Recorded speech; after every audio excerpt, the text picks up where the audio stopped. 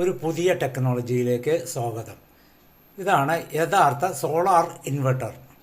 അപ്പോൾ നമുക്കിതിൻ്റെ കൂടുതൽ വിശേഷങ്ങൾക്കായിട്ട് ഡീറ്റെയിൽഡ് വീഡിയോയിലോട്ട് സ്വാഗതം ചെയ്യുന്നു.